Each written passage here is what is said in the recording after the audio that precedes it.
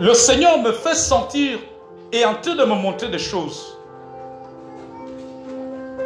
Vous savez, la prophétie a une particularité. Elle vient soudainement. Ce n'est pas quelque chose de programmé. Nous allons le voir tout à l'heure.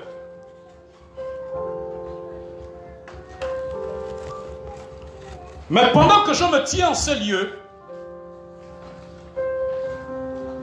l'Esprit est en train de me parler. J'entends la parole du Seigneur, ainsi dit le Seigneur.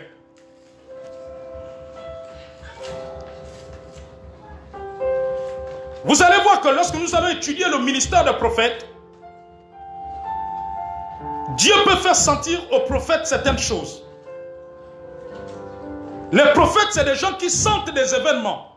Ils peuvent sentir un événement heureux, un événement malheureux. Quand nous allons approfondir le ministère des prophètes, vous allez voir cela, je reviendrai sur ces points. Mais pendant que je me tiens en ce lieu, en ce dimanche 6 novembre, plutôt 6 décembre, merci. En ce dimanche 6 décembre 2020, alléluia, Dieu me fait sentir une tristesse. Et cette tristesse est un message.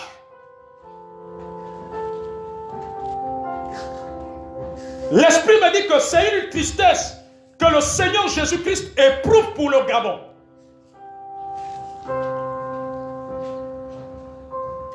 De la même manière que Actes chapitre 14 verset 12 dit que il n'y a pas de salut en aucun autre nom, si ce n'est le nom de Jésus-Christ. C'est le nom qui a été donné pour être sauvé. Je vois le Gabon ne pas connaître la gloire sans Jésus-Christ. La tristesse que le Seigneur me fait éprouver, c'est une tristesse parce que le Gabon a rejeté Jésus-Christ. Et ce rejet commence par l'Église, parce que l'Église a rejeté Jésus-Christ. Le Gabon ne pourra pas connaître la gloire de Dieu, la paix divine durable, le succès, la réussite totale en dehors de Jésus-Christ. Je vois le pays aller de problème sur problème, de crise en crise, de crise sociale sur crise sociale. Parce que c'est Jésus-Christ qui est la solution de ce pays. Je vois un décret au ciel. Dieu a décrété que le Gabon ne connaîtra pas la stabilité tant qu'il ne revient pas à Jésus-Christ. Le Gabon ne connaîtra pas une stabilité durable. Tant que le Gabon, tant que l'Église, tant que le pays ne se tourne pas à Jésus-Christ, comme le pays de Ninive. Ninive a connu la paix, la grâce de Dieu, la stabilité de Dieu, lorsque Ninive s'est tournée vers Dieu. C'est écrit dans le livre du prophète Jonas. Je vois le pays aller de crise en crise. Tant que Jésus-Christ ne sera pas invité dans la barque, tant que Jésus-Christ ne sera pas le centre de tous ceux qui dirigent, de tous ceux qui prennent les décisions pour la marche du pays, je vois le pays. C'est ce que Dieu est en train de me montrer ce matin. Alléluia. Je vois des crises en crise. Je vois on sort d'une crise pour rentrer dans une autre crise. Je vois une crise sociale s'arrêter et une autre crise se lève. Un mouvement social s'apaiser et un autre mouvement se lever. Je vois cela. Tant que Jésus-Christ ne sera pas au centre au Gabon, tant que la nation gabonaise ne laissera pas Jésus-Christ être au centre. Le Gabon est arrivé à ces lieux, à ces dimensions. C'était décidé par le ciel. Alléluia. Amen. Malgré les bons diplômes, malgré toute l'expérience que tous ceux qui dirigent à divers endroits du Gabon, tous ceux qui ont des responsabilités dans le pays, malgré toute leur expérience, le Gabon est arrivé à un niveau où il faut que Jésus-Christ soit au centre. Alléluia. Parce que les capacités de l'homme sont limitées. L'intelligence de l'homme est limitée. L'expérience de l'homme est limitée. Il n'y a que Dieu qui va plus loin. Amen, amen, amen. Et Dieu a décidé de limiter les choses. Dieu a décidé que tous ceux qui ont des responsabilités, que ce soit dans le milieu ecclésiastique, que ce soit dans le milieu de ceux qui dirigent, aient des limites. Parce que nous sommes dans un temps où Dieu se souvient de l'alliance de ce pays qu'il a avec cette nation. Amen. Nous sommes dans un temps où Dieu se souvient de l'alliance. Et quiconque ne sera pas dans l'alliance de Dieu pour le pays connaîtra des limites, malgré son expérience, malgré ses capacités, peut-être malgré même sa bonne volonté. Alléluia. Les crises sont un signe prophétique de ce que Dieu veut faire, de ce que Dieu veut accomplir. Je vous dis que je vois des crises sur crises, de mouvements s'élever. Amen. Je vois cela jusqu'à ce que les hommes vont fléchir les genoux devant Jésus-Christ, vont reconnaître que Jésus-Christ est Dieu, vont reconnaître que Jésus-Christ est le prince de la paix, vont se donner à Jésus-Christ,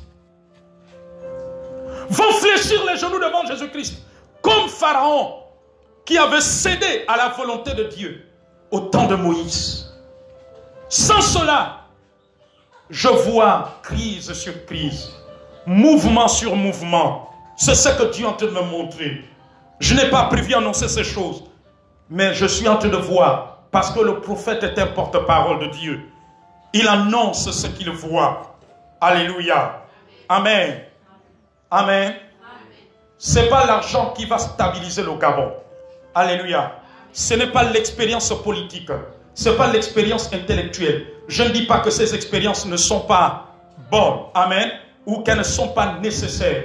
Le seul qui va stabiliser cette nation, il s'appelle Jésus-Christ, le roi des rois, le Seigneur des seigneurs, le roi des nations, celui qui amènera la véritable stabilité. Il me dit que toute famille qui va rejeter Jésus-Christ dans cette dispensation dans laquelle nous sommes, dans ce pays, le Gabon, ne connaîtra pas la stabilité. Ne connaîtra pas la stabilité. Dieu est en train de faire en sorte que toute famille, pour qu'une famille dans ce pays, le Gabon, connaisse la stabilité, il faut qu'elle se tourne vers Jésus-Christ. Parce que le Gabon a une alliance avec Dieu. Et cette alliance, les familles du Gabon doivent le servir. Les familles du Gabon doivent se tourner devant lui. Dieu me dit, toute famille qui va le rejeter ne connaîtra pas la stabilité. Si tu es dans une famille qui rejette Jésus, alléluia, qui est attaquée par la sorcellerie, par le diable, et les hommes et les femmes refusent Jésus-Christ pour que la mort s'arrête, pour que la sorcellerie soit brisée, cette famille ne connaîtra pas la stabilité jusqu'à ce qu'ils fléchissent les genoux,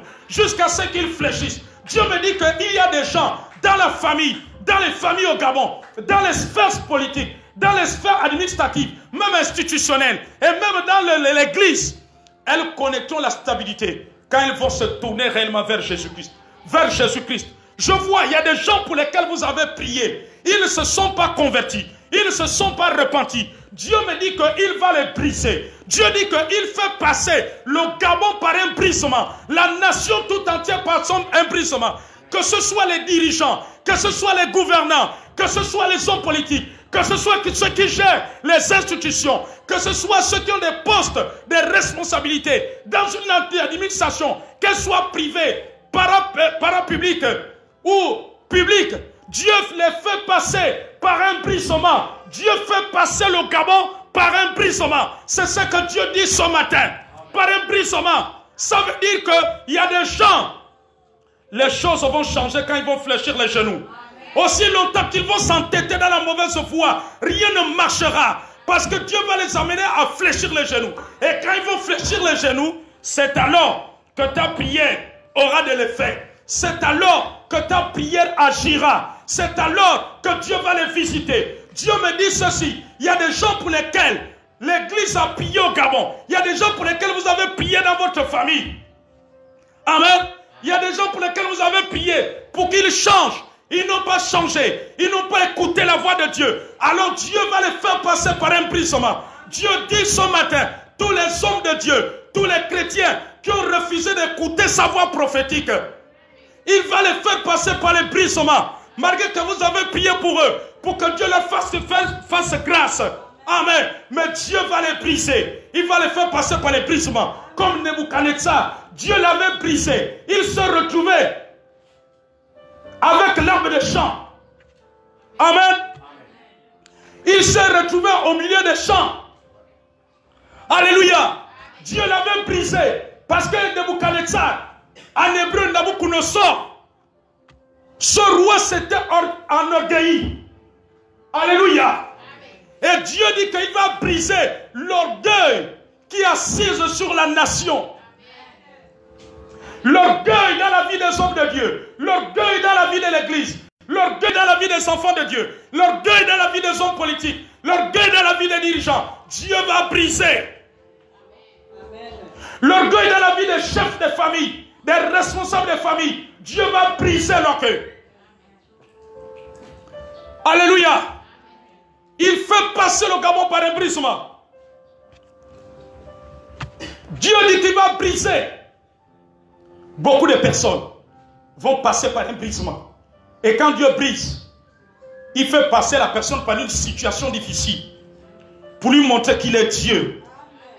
Quand Dieu avait brisé Pharaon, il a permis que Pharaon passe par un temps de brisement. Les plaies ont frappé l'Égypte. Alléluia. Pharaon a perdu son premier-né. Les premiers-nés d'Égypte ont été frappés. Alléluia. Parce que Dieu voulait briser. Et le Seigneur dit qu'il fait passer le Gabon par un brisement maintenant. Un brisement. Il dit ce brisement va amener la conversion de plusieurs personnes. Ce brisement va amener l'établissement de sa volonté. Ce brisement va amener des gens à se convertir. Tous qui rejettent Jésus-Christ dans vos familles pour suivre notre voie, pour suivre les voies du diable, pour suivre les voies des ténèbres, de suivre des voies occultes, des voies de sorcellerie, des voies fétichistes, des voies où on invoque les esprits impurs de mort. Dieu va les briser. Alléluia. Dieu va les briser. Tous ceux à qui vous avez prêché l'évangile, qui se sont rebellés, qui ne veulent pas se tourner vers le Seigneur, le Seigneur me dit qu'il va les briser, qui ont décidé de suivre d'autres voies, des voies de ténèbres ou de charlatans, ou des voies initiatiques, des rites initiatiques. Dieu va les briser, parce que Dieu est au-dessus de tout. Des charlatans, du fétichisme, des initiations. Dieu fait passer le pays par un brisement, afin que les hommes et les femmes se tournent vers lui. Toute famille qui l'a rejeté ou qui va le rejeter à cause des biens de ce monde, à cause de l'argent, à cause d'un poste de responsabilité, à cause de ce qu'elle possède, le Seigneur dit qu'il va les passer par un brisement. Dieu va briser. Il dit ne soyez pas étonnés de voir des gens qui ont des biens ou riches fléchir les genoux, parce que Dieu a décidé de démontrer à l'homme que celui qui est Dieu, que la richesse de la terre, le pouvoir de la terre, l'argent n'est que vanité devant lui. Et que l'homme ne doit pas s'enorgueillir. Parce que tu es poussière et tu retourneras à la poussière.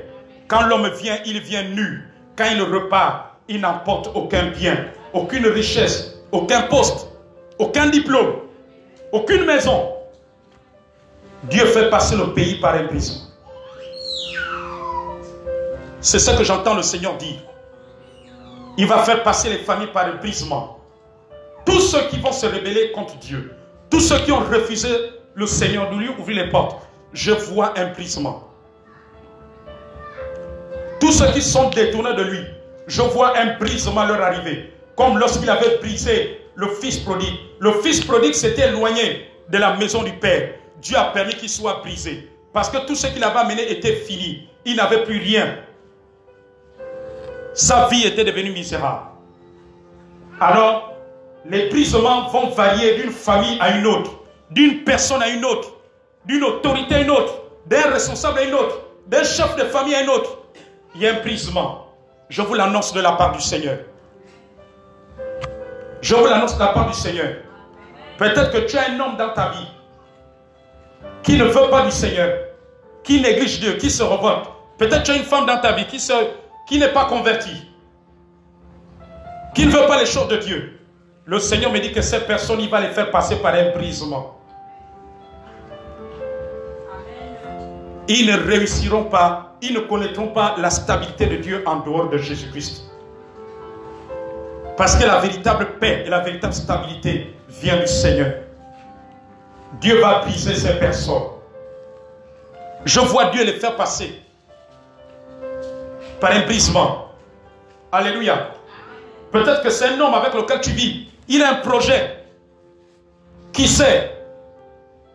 Je te l'annonce de la part du Seigneur. Parfois Dieu se servira de ce projet qui lui tient à cœur pour que ce projet-là ne réussisse pas. Pour que ça tombe. Amen. Mais parce que Dieu sera en train de le briser pour qu'il se tourne à lui. Et quand il va se tourner à lui, le Seigneur va ressusciter le prochain.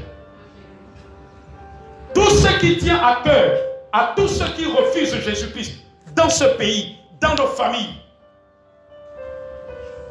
dans le Gabon, Dieu va toucher et va briser ce qui leur tient à cœur pour qu'ils se tournent vers lui. Dieu va faire passer la nation par un brisement. Il va faire passer les hommes de Dieu qui n'ont pas écouté sa voix. Les hommes et les femmes de Dieu qui n'ont pas écouté sa voix prophétique par un brisement. Les chrétiens, les enfants de Dieu qui n'ont pas écouté sa voix par un brisement. Les chefs de famille qui n'ont pas écouté sa voix par un brisement. Les membres de vos familles et même vos enfants. Des enfants qui sont rebellés, il va les faire passer par un brisement afin qu'ils se tournent vers lui. Des responsables dans la société civile, des autorités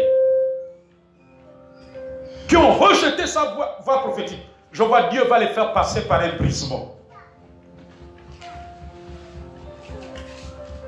Par un brisement. Dieu dit que le Gabon va passer par un brisement à tous les niveaux, sans exception. Ce brisement, Dieu ne fait point exception. Tous ceux qui vont le rejeter vont passer par le brisement. Alléluia. Et dans ce brisement, ceux qui seront en train de subir le brisement auront un choix. Soit ils disposent leur cœur, ou soit ils laissent la sentence et le jugement de Dieu les amener. Amen, amen, amen.